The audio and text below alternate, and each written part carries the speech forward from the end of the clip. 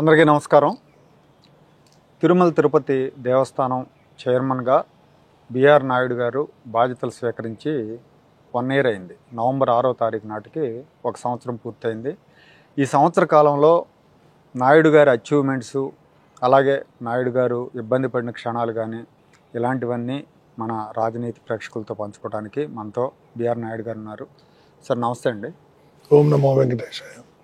Sir 1 year అయింది. ముందుగా congratulations. చాలా విజయవంతంగా చాలా మార్పులు తీసుకొచ్చారు 1 yearలో.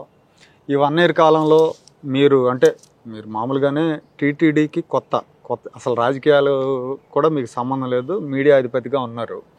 ఈ 1 yearలో మీరు తీసుకొచ్చిన మార్పులు, అచీవ్మెంట్స్తో పాటుగా మీరు ఇబ్బంది పడిన క్షణాలు కూడా మాకు చెప్పాలి. కొన్ని ప్రతిష్టాత్మకమైనటువంటి నిర్ణయాలు తీసుకోవడం జరిగింది. అన్ని మతస్థులను ఎవరైతే ఎంప్లాయీస్ ఉన్నారో వాళ్ళందరినీ పంపించేయాలని, అదేవిధంగా ఆర్టిఫిషియల్ ఇంటెలిజెన్స్ టెక్నాలజీ యూజ్ చేసి మనం 1-2 hours దర్శనం చేయించేటట్టుగా వీటి మీద ముందు మెయిన్ ఫోకస్ చేసాము. అలాంటి ఇంకా చాలా ఇష్యూస్ ఉన్నాయి. కానీ ఈ 2 issues వచ్చే లోపల గతంలో ఉన్నటువంటి కొంతమంది అధికారులు ఎవరైతే ఉన్నారో వాళ్ళు సహకరించలేదు, నన్ను డిస్కరేజ్ చేశారు. చాలా పలుమార్లు సీఎం గారికి కంప్లైంట్ చేశాం. మీరు చేశారా? నేనే చేశాను. ఈ విధంగా అయితే ఎట్లా అని ముఖ్యమంత్రి గారు, లోకేష్ గారు ఇద్దరు కూడా ఏఐ ఇంప్లిమెంట్ చేయాల్సిందే, అన్ని మతస్థులను పంపించేయాల్సిందే అని ఆయన ఇన్స్ట్రక్షన్ ఇచ్చినప్పటికీ పట్టించుకోలే. అది ఏదో రీజన్స్ చెప్తారు. ఇప్పుడు సిచ్యువేషన్ డిఫరెంట్గా ఉంది. సింఘాల్ గారు వచ్చిన తర్వాత ఆయన గతంలో 3.5 ఏళ్ళు ఈవోగా పనిచేసిన అనుభవం ఉంది, అవగాహన ఉంది, ఆనెస్ట్, మంచి వ్యక్తి. ఆయన ఇప్పుడు అవన్నీ కూడా టేకప్ చేస్తున్నాడు. బహుశా 3 నెలల్లో కొలిక్కి వస్తుందని నేను అనుకుంటున్నాను. ఇట్లాంటివి చాలా కొన్ని హడల్స్ ఉన్నాయి. అక్కడ ఎంప్లాయీస్ చాలామంది, కొన్ని వేల మంది 20-22 ఏళ్ళ నుంచి పనిచేస్తున్నారు ఎంప్లాయీ. వాళ్ళు ఇంతవరకు వాళ్ళకి గుర్తింపు లేదు, వాళ్ళ పిఎఫ్ లేదు, గ్రాట్యుటీ లేదు, హెల్త్ కార్డు లేదు, కనీసం లడ్డు తీసుకునే దానికి కూడా అర్హత లేదు వాళ్ళకి. అంతమంది ఉన్నారండి? ఉన్నారు. 12,000 మంది కాంట్రాక్ట్ బేస్. ఈ లెక్చరర్స్ పిహెచ్డి, డబుల్ పిహెచ్డి, డాక్టరేట్లు చేసిన వాళ్ళు ఉన్నారు. వాళ్ళందరికీ కన్సల్టేట్ 50,000-60,000 జీతం ఇచ్చి పని చేపిస్తున్నారు. వాళ్ళు ఇంకో కొంతమంది అయితే 2-3 ఏళ్ళ రిటైర్ కూడా అయిపోతారు. అలా విధంగా టీచర్స్, డ్రైవర్స్ అన్ని డిపార్ట్మెంట్లో ఉన్నారు. సో వీళ్ళందరినీ రెగ్యులరైజ్ చేసే ప్రయత్నాలు రెగ్యులరైజ్ చేసేది కంకణం కట్టుకున్నాం. ఇప్పుడు మేమైతే బోర్డులో పాస్ చేయటం, అది అనవసరంగా కింద అధికారులు కానివ్వకుండా హార్డ్ టైం ఇవ్వటం, ఈ విధంగా చేశారు. మళ్ళీ ఫైనల్గా సింఘాల్ గారు వచ్చిన తర్వాత ఒక కొలిక్కి వచ్చింది. మొన్న జరిగినటువంటి బోర్డు మీటింగ్లో నిర్ణయం తీసుకున్నాం, అది గవర్నమెంట్కి పంపిస్తున్నాం. గవర్నమెంట్ నుంచి రాగానే వాళ్ళని అన్ని రెగ్యులరైజ్ చేస్తాం.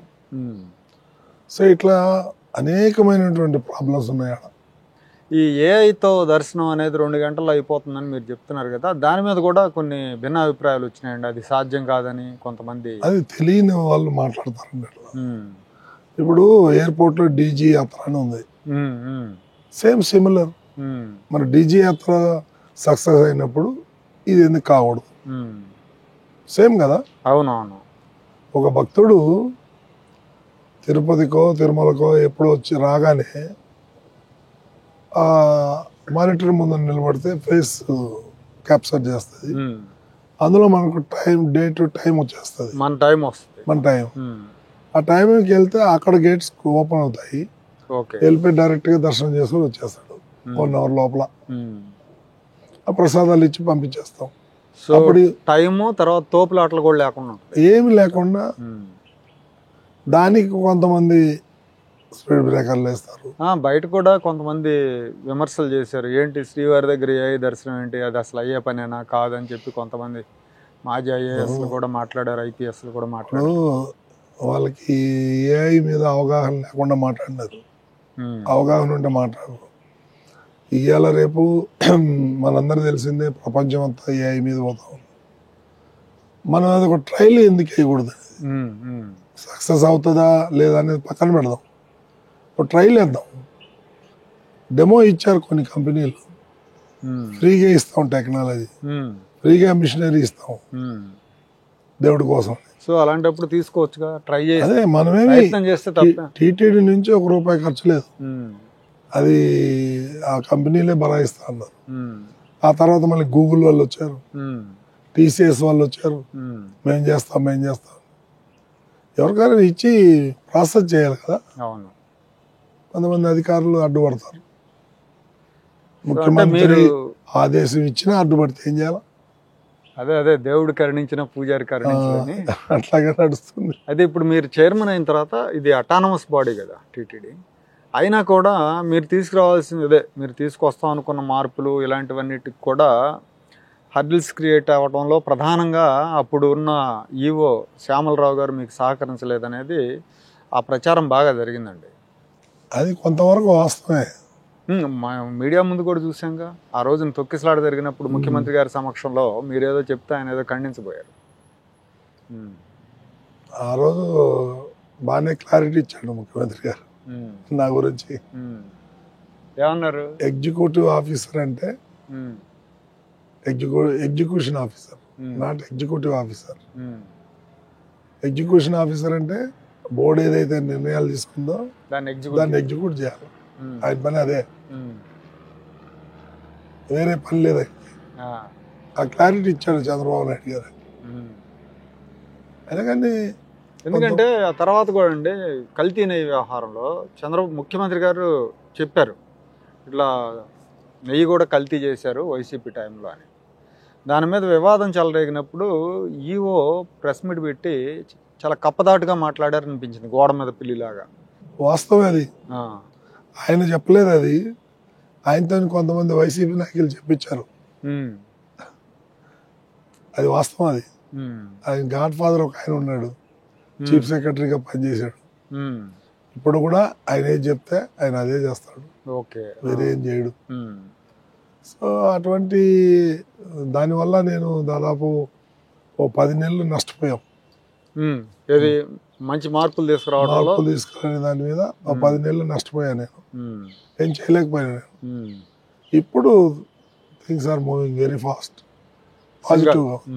ముఖ్యమంత్రి గారిని నాకు టీటీడీ చైర్మన్ పదవి ఇవ్వండి, నాకు ఇంకేం అవసరం లేదు. యాక్చువల్లీ 5 years ఫైట్ చేశారు మీరు, గట్టిగా చాలా ఇబ్బందులు పడ్డారు, నాకు ఏం అవసరం లేదు, శ్రీవారి సేవ చేసుకుంటానని అడిగారు అనేది అప్పుడు అనుకున్నారు అందరూ.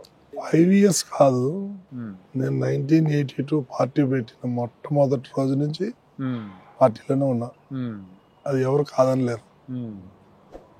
అంతకుముందే 1972లో ఎన్టీఆర్ అభిమాన సంఘం అని ఎన్టీఆర్ ఫ్యాన్స్ అసోసియేషన్ రిజిస్టర్ చేశా బిహెచ్ఎల్లో. అదో పెద్ద సంస్థగా తయారైంది. 2 సార్లు ఎన్టీ రామారావుని తీసుకొచ్చి సన్మానించుకున్నాము. ఆ రోజుల్లో ఆ విధంగా జరిగింది. ఎప్పుడైతే అన్నగారు పార్టీ స్థాపించాడో ఆ రోజు నుంచి అన్నగారు ఎంబడే ఉన్నాం, పార్టీ ఎంబడే ఉన్నాం. 5 ఏళ్ళు అనేది కాదు, కరెక్ట్ కాదు. అంటే జగన్మోహన్ రెడ్డి 5 ఏళ్ళు మీరు ఫైట్ చేయటం, ఆయన నిరంకుశ విధానాల మీద, అవినీతి మీద, రాజశేఖర రెడ్డి మీద అందరి మీద చేసాం. తెలుగుదేశం పార్టీ అంటే మాకు అభిమానం ఇప్పటి నుంచి, చిన్నప్పటి నుంచి. ఆ రకంగా పోయాం తప్ప ఈ 5 ఏళ్ళు అనేది కరెక్ట్ కాదు. కాకపోతే జగన్మోహన్ రెడ్డి మమ్మల్ని బాగా హింస పెట్టాడు.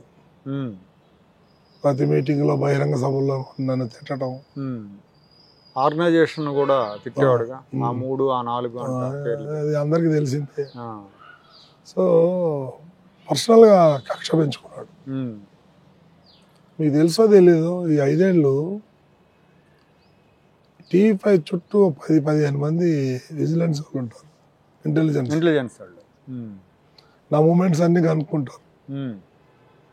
ఎన్ని గంటలకు పోతాడు, ఎక్కడ పోతాడు, ఎక్కడ వస్తాడు, నిఘా. ఎక్కడికి వెళ్తున్నారు, ఎవరు కలుస్తున్నారు. తర్వాత ఈ IB intelligence bureau central government వాళ్ళు, అందులో ఒక ఆఫీసర్ వచ్చి నాకు చెప్పాడు, నాయుడు గారు మీ మూమెంట్స్ కొంచెం జాగ్రత్తగా ఉండండి, మీ మీద రెక్కి నడిచింది, మేమైతే కన్సర్న్ వాళ్ళకి వార్నింగ్ ఇచ్చాము, తెలంగాణ గవర్నమెంట్కి కూడా ఇన్ఫార్మ్ చేశాము, మీ మూమెంట్స్ అన్ని కొంచెం జాగ్రత్తగా ఉండండి. సో ఎవరికో బయట వాళ్ళకి కాంట్రాక్ట్ ఇచ్చారు వాళ్ళు, వైఎస్ఆర్సీపీ వాళ్ళు. సో ఆ లెవెల్ దాకా పోయింది. ఓ అంటే బయట ప్రైవేట్ పర్సన్స్ కాంట్రాక్ట్ ఇచ్చారు, రెక్కి చేయించారు. సో అన్నిటికీ తట్టుకున్నాను. ఎప్పటికప్పుడు ఇక్కడ జరిగేవన్నీ కూడా చంద్రబాబు నాయుడు గారికి చెప్తానే వస్తున్నా, అన్న ఈ విధంగా జరుగుతుంది, ఈ విధంగా జరుగుతుంది, ఈ విధంగా. సరే అది అయిపోయింది. ఈ ఎలక్షన్ ముందు 6 నెలల ముందర ఒకసారి కలిసాను సీఎం గారిని. అనే నాకు ఇట్లా టీటీడీ చైర్మన్ చేయాలని ఉంది, అవకాశం ఇస్తే నేను చేస్తాను అని అన్నాను, అడిగాను. 1 నిమిషం ఆలోచన చేసి, యూ డిజర్వ్ ఇట్, గవర్నమెంట్ వస్తే నీకే ఇస్తాను, నువ్వు ఇంతవరకు ఏమి ఇన్నేళ్ళ నుంచి పనిచేస్తున్నావు, 40 ఏళ్ళ నుంచి, నువ్వేం అడగలేదు, మేమేమి ఇయ్యలేదు, తప్పకుండా ఇస్తాను. ఎందుకు అది అడిగానంటే, మా చిన్నప్పటి నుంచి వెంకటేశ్వర స్వామి గుడి తప్ప వేరే గుడికి జనరల్గా పోం. అంటే మీది నేటివ్ ప్లేస్ కూడా అక్కడే కాబట్టి మేము నడుచుకుంటూ పోయేవాళ్ళం పండగకి. చిన్నప్పటి నుంచి మాకు కులదైవం లాగా భావిస్తాం. ఆ టెంపుల్కి అధ్యక్షులు అయితే జీవితం ఏం కావాలి అనే ఉద్దేశంతో ఆయన అడిగాను. ఆయన ఒప్పుకున్నాడు, ఇచ్చారు. ఇప్పుడు ఆయన పేరు నిలబెట్టాలి, పవిత్రతను కాపాడాలి, చక్కగా చేయాలి, సామాన్య భక్తులకు పెద్దపీట వేయాలి అనే ఉద్దేశంతో పనిచేస్తున్నాం. ఏ మాటకు ఆ మాట చెప్పాలంటే, మా దగ్గర ఉన్నటువంటి 25 మంది బోర్డు మెంబర్లు ఎవరైతే ఉన్నారో వాళ్ళందరూ కూడా 100% నాకు సహకరిస్తూ, నేను చెప్పింది ఫాలో అవుతూ, నాకు వాళ్ళు పూర్తిగా సహకారం. 1% కూడా అటు ఇటు లేదు. అది నేను అదృష్టంగా భావిస్తాను. ఎందుకంటే నేనంటే వాళ్ళకి అంత గౌరవం, మర్యాద. నేనే తప్పు చేయను. నాకు 100 టికెట్లు రోజుకి ఇచ్చే అవకాశం ఉన్నా నేను 30-35 కానీ ఎక్కువ ఇయ్యను. ఎందుకంటే ఒకసారి అర్ధరాత్రి పూట క్యూ లైన్లోకి వెళ్తే అక్కడ చిన్నపిల్లల్ని వేసుకొని ఎంత బాధపడుతున్నారో అది వర్ణనాతీతం. ఏది మన జనరల్ ఏంటి మనం ఇలా అయితే అలా, మనం ఎవరెవరికో వచ్చి రికమెండేషన్ల మీద ఇస్తూ ఉంటే వీళ్ళు ఏమైపోతారు. ఎందుకంటే ఒక విఐపి వెళ్ళి దర్శనం చేసుకొచ్చే లోపల 50 మంది సామాన్య భక్తులు వెళ్ళిపోతారు. అది దృష్టిలో పెట్టుకొని నేను ఇవ్వను, అంతేగాని వేరే కారణాలు ఏం లేవు. సో ఈ విధంగా చాలా సంస్కరణలు చేశాను, 1 కాదు 2 కాదు. ఇక అవినీతి చాలా ఎక్కువ. అవినీతి, సిబ్బంది కూడా కొంచెం దురుసుగా ఉంటారు సార్. అక్కడ భక్తులు ఎక్కడెక్కడి నుంచో తెలియని వాళ్ళు ఉంటారు, ఏదైనా అడిగితే కూడా సమాధానం చెప్పే విషయంలో అంత. దానికే వాళ్ళకి ఎంప్లాయీస్కి నేమ్ బ్యాడ్జ్ పెట్టుకున్నారు, బోర్డులో నిర్ణయం తీసుకున్నాం. కానీ 6 నెలలు పెట్టాల వాళ్ళ అధికారులు. ఇష్టం లేదు వాళ్ళకి, మార్పులు ఇష్టం లేదు, మంచి మార్పు ఏం లేదు, ఇష్టం ఉండదు. ఏదో పోరాడి అట్లీస్ట్ పబ్లిక్తో ఎవరైతే ఇంటరాక్ట్ అవుతారో వాళ్ళకన్నా పెట్టండి. అందరికి అవసరం లేదు, తిరుపతిలో అవసరం లేదు. తిరుమలలో ఎవరైతే పబ్లిక్ని హ్యాండిల్ చేస్తారో భక్తుల్ని వాళ్ళకి ఇవ్వమన్నాను. ఇప్పుడు ఏదో 2 నెలల నుంచి ఏదో కొన్ని 10-20 అట్ట ఇస్తున్నారు అంతే. అదేవిధంగా అక్కడ తిరుమలలో కూడా క్లీన్నెస్ కానీ భక్తుల్ని హ్యాండిల్ చేసేది కానీ. మనకి ఈ మధ్యకాలంలో క్లీన్లీనెస్ పెరిగిందని చెప్తున్నారు, అట్లాగే ప్రసాదాల్లో నాణ్యత పెరిగింది. భోజనం కూడా మీరు కొత్తగా ఇంకోటి వడ ఇది పెట్టినట్టున్నారు మీరు వచ్చిన తర్వాతే కదా. అవును, ఫీడ్బ్యాక్ అయితే బాగుందండి. నేను కూడా చాలా మందిని ఇటీవల కాలంలో అడిగితే భోజనాలు కూడా ఫుడ్ గ్రెయిన్స్ ఏదైతే ఉంటాయో బియ్యము పప్పులు ఉప్పులు అన్నీ కూడా మంచి క్వాలిటీ కొనం అనేది మన ఉద్దేశం. ఎందుకంటే ఆ అన్నదాన ట్రస్ట్కి చాలా డబ్బులు ఉన్నాయి, అందులో వచ్చే ఇంట్రెస్టే ఇంకా మిగిలిపోతుంది మనకి. ప్రిన్సిపల్ అమౌంట్ టచ్ చేయట్లేదు, దాని మీద వచ్చే ఇంట్రెస్ట్. సో ఇంట్రెస్ట్ మీద ఖర్చులన్నీ వెళ్ళిపోతున్నాయి, ఇంకా ఇంట్రెస్ట్ మిగులుతాం. అందు గురించి మనం ఎందుకు ఈ ఫుడ్ గ్రెయిన్లో L1 ఏంటి కాదు, హై క్వాలిటీ కావాలి. అదేవిధంగా నెయ్యి కానీ అన్ని క్వాలిటీ అన్ని పెంచేసాం, దానివల్ల ఆటోమేటిక్గా క్వాలిటీ పెరుగుతుంది. నెయ్యి కల్తీ విషయంలో అసలు ఫ్యాక్ట్ ఏంటి సార్? అంటే దాని మీద సుప్రీంకోర్టు విచారణ కమిటీ వేసినట్టుంది, కొంతమందితో సిట్ని వేసినట్టున్నారు, దర్యాప్తు జరుగుతోంది. అసలు బ్యాక్గ్రౌండ్ ఎప్పటి నుంచి స్టార్ట్ అయింది అది? అంటే సుబ్బారెడ్డి గారు ఉన్నప్పుడా లేకపోతే కరుణాకర్ రెడ్డి గారు ఉన్నప్పుడా? ఎగ్జాక్ట్లీగా తెలియదు మనకి. అది ఈ మ్యాక్సిమం కరుణాకర్ రెడ్డి ఉన్న టైంలోనే జరిగింది అది. సుబ్బారెడ్డి టైం నుంచి కూడా కొంత ఉంది, బట్ ఎక్కువ ఈ కరుణాకర్ రెడ్డి ఆయన టైంలోనే అవినీతి అంతా కరుణాకర్ రెడ్డి. పేరుకే సుబ్బారెడ్డి టీటీడీ చైర్మన్ కానీ ఈయన లోకల్ ఎమ్మెల్యే కరుణాకర్ రెడ్డి. ప్రతి దాంట్లోనూ ఆయన ఇన్వాల్వ్ అయ్యి కమిషన్ లేకుండా ఏ పని చేయలే ఆయన. అంత దుర్మార్గుడు ఇతను. 1600 కోట్ల వర్క్స్ అవసరం లేకుండా టెండర్లు పిలిచారు, వర్క్స్ శాంక్షన్ చేశారు, ముందే కమిషన్ కూడా తీసేసుకున్నాడు అని చెప్పి అన్నారు. 8%, 10%, 12% తీసుకున్నారు. ఇప్పుడు ఆ వర్క్స్ పరిస్థితి ఏంటి సార్? ఏమన్నా రద్దు చేయొచ్చా లేదంటే మొదలు పెట్టేశారా ఏంటి అసలు? లేదు, ఆల్రెడీ 80-85% వర్క్ కంప్లీట్ అయిపోయింది. ఓకే. ఇప్పుడు ఈ ఫైనల్ స్టేజ్లో ఆపడం అనేది ఇప్పుడు కరెక్ట్ కాదు. వర్క్ స్టార్ట్ కాకపోతే ఆపేసేవాళ్ళు. వర్క్ స్టార్ట్ అయిపోయి ఫినిషింగ్ స్టేజ్లో ఉంది, అందులో కొన్ని హాస్పిటల్స్ ఉన్నాయి. సో సరేలేని బోర్డు నిర్ణయం తీసుకుంది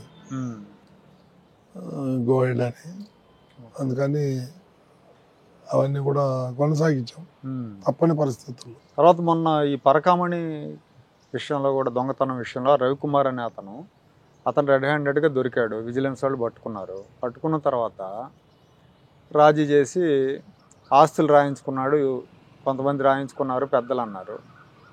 మరి ఆ విషయంలో కూడా ఈయనే చేయించాడు అనే ఆరోపణలు ఉన్నాయి. ఇన్ని ఆరోపణలు పెట్టుకుని ఆయన తిరుపతిలో ఇప్పుడు టీటీడీలో లేదంటే గుళ్ళో ఆధ్యాత్మిక అంటే హైందవేతర కార్యక్రమాలు నడుస్తున్నాయనో రకరకాల ఆరోపణలు చేస్తూ ఉంటాడు. గోవులు చనిపోయినాయి అంటాడు, లేదంటే విగ్రహం ఏదో పడిపోయింది అంటాడు. అంటే ఏమీ లేకపోయినా కూడా ఏదో ఒకటి క్రియేట్ చేసి మీడియా ముందుకు వస్తున్నాడు. అంటే ఆయన ఏంటి, మిమ్మల్ని టార్గెట్ చేశారా, మీరు టార్గెట్గా ఉన్నారా, చంద్రబాబు నాయుడు గారు టార్గెట్గా ఉన్నారా? అసలు ఏంటి అతని ఉద్దేశం? నన్ను టార్గెట్ చేస్తే గవర్నమెంట్ టార్గెట్ చేసినట్టే కదా, సింపుల్ లాజిక్. ఆయనకి ఈ దేవస్థానాన్ని అసైన్మెంట్ చేశాడు జగన్మోహన్ రెడ్డి. నువ్వు అయిందని కాందని బోధ చల్తానే ఉండు, నువ్వు నీ పని అదే అని. తిరుపతిలో ఇంకేం సమస్యలు లేవా? డ్రైనేజీ వ్యవస్థ, వాటర్ ఫెసిలిటీ లేదు, రోడ్లు బాగాలేవు, స్ట్రీట్ లైట్స్ బాగాలేవు, శానిటేషన్ అస్సలు బాగాలేదు. వాటన్నిటి మాట్లాడు, టీటీడీ మీద బురద చల్తా ఉంటాడు. వాటి మీద మాట్లాడితే ఎక్కువ కాలం అతనే ఉన్నాడు కదా అక్కడ ఎమ్మెల్యేగా, అదే అందుకని మాట్లాడు. జనం ఎవరు నమ్మరు, ఆయన మాటలు ఎవరు నమ్మరు. రోజు వచ్చి ఏదో బురద చల్లాల అంటే టీటీడీ మాట్లాడితే పేపర్లో వస్తుంది, నేను ఇంకా బతికే ఉన్నాను, నేను చచ్చిపోలేదు అని ఐడెంటిటీ కోసం వస్తాడు. పస్ ఉందా అంటే తెలియని వాళ్ళకి, బయట చూసే వాళ్ళకి, వేరే రాష్ట్రాల వాళ్ళకి అక్కడ ఏదో జరిగిపోతుందన్న ప్రచారం ఒకటైతే చేస్తున్నారండి. ఇలాంటి తప్పుడు ఆరోపణలు చేసినప్పుడు అతని మీద చట్టరీత్యా చర్యలు చర్యలు కూడా తీసుకుంటున్నాం. నేను కూడా డిఫర్మేషన్ కేసు వేసా, ఆరోపణలు రుజువు చేయమని. ఇప్పుడు గోవుల మరణాల గురించి కూడా చెప్పాడుగా, చాలా చనిపోయినాయి అని చెప్పి. ఆ ఇష్యూలో మీకు ఆ గోశాల ఇన్ఛార్జ్ ఉన్న అతను కూడా హెల్ప్ చేశాడని అంటారు అతనికి? అవును, హరినాథ్ రెడ్డి వాళ్ళ బంధువే. స్టాంప్ వేయడప్పుడు కూడా ఆయనే ఉన్నాడు, హరినాథ్ రెడ్డి అని అతను ఇన్ఛార్జి. వీళ్ళంతా స్టాంప్ వేయడం కారణం కూడా హరినాథ్ రెడ్డి, కరుణాకర్ రెడ్డి. ఎవడ బయట నుంచి గుండాలు తీపిచ్చి, తోపిచ్చి, చంపించి, వానికి అలవాటే కదా. మనం చూసాము ఎంపీ ఎలక్షన్, బై ఎలక్షన్ లో. అవును, ఎంతమంది దొంగ బయట నుంచి తీసుకొచ్చి తమిళనాడు నుంచి దొంగ ఓటర్లని. అవును, విచ్చలవిడి వానికి. ఆయన అంతే, ఆయన కొడుకు అంతే. ఎంత దుర్మార్గం అంటే కరుణాకర్ రెడ్డి. సిమ్స్ హాస్పిటల్లో 4 మెడికల్ షాపులు ఉన్నాయి ఇతనికి. ఇతనంటే ఇతను బినామీలు. ఒక్కొక్కడు 30,000, 40,000, 50,000 రెంట్ పే చేస్తారు. అది నామినేషన్ మీద ఇచ్చేసాడు దుర్మార్గుడు. అది మనం టెండర్ ఇస్తే ఒక షాప్ వాడు 23 లక్షలు పర్ మంత్ వేసాడు. 23 లక్షలు. ఒక షాప్ వాడు 36 లక్షలు వేసాడు నెలకి రెంట్. అడవి 30,000, 40,000. ఎంత నష్టం జరిగిందండి? కోట్లు కొల్లగొట్టేశాడు. మొన్నటి దాకా కమిషన్ అని పోతూనే ఉంది కరుణాకర్ రెడ్డికి. ఈ మెడికల్ షాపు 4 షాపులు కలిసి 50 లక్షలు, 60 లక్షలు ఇస్తారని విన్నా. అదేవిధంగా తిరుమలలో హోటల్స్లో కూడా పార్ట్నర్షిప్. ఎంత దరిద్రం అంటే 3 ఏళ్ళు అయిపోయింది. సారంగి ఏదో ఉంది ఆ రెస్టారెంట్, ఖాళీ చేయమంటే చేయలే. సారంగి కోర్టుకు వెళ్ళాడు వాడు. కోర్టుకు వెళ్తే వీడే వెళ్ళినోడే ఓ 15 days టైం ఇవ్వండి సార్, నేను దాన్ని వెకేట్ చేస్తాను అని అఫిడవిట్ ఇచ్చాడు. ఇచ్చినా సరే ఖాళీ చేయలేదు ఇప్పటిదాకా. ఏంటంటే కరుణాకర్ రెడ్డి హైదరాబాద్లో వచ్చి కూర్చొని రాజకీయం చేసి ఒక మాజీ న్యాయాధికారిని పట్టుకొని మరి ఏం చేశాడు ఏమో తెలియదు, భగవంతుడి చూసుకోవాలి. మాజీ న్యాయాధికారి ఏమన్నా పేరు వద్దులేండి, ఆ దరిద్రం నాతో ఎందుకు చెప్పాలా. అట్లా ఇలా వానికి సహకరిస్తూ ఉంటారు. ఇప్పుడు 4 నెలలు అవుతుంది, 15 రోజులు టైం ఇచ్చుకుంటా పోతా ఉన్నారు. సో ఈ విధంగా కరుణాకర్ రెడ్డి అందరిని మేనేజ్ చేస్తాడు, అందులో ఏం డౌట్ లేదు. అసలు తిరుమల తిరుపతి దేవస్థానం బట్టి చీడపురి ఎవరన్నా ఉన్నారంటే అది కరుణాకర్ రెడ్డి. వాడు ఓ సామెత ఉంది, ఎలుక తోలు తెచ్చి ఏడాది ఉతికిన నలుపు నలిపే కానీ తెలుపు కాదు. వాడు క్రిస్టియనే, వాడు ఎప్పటికీ హిందూ కాలేడు.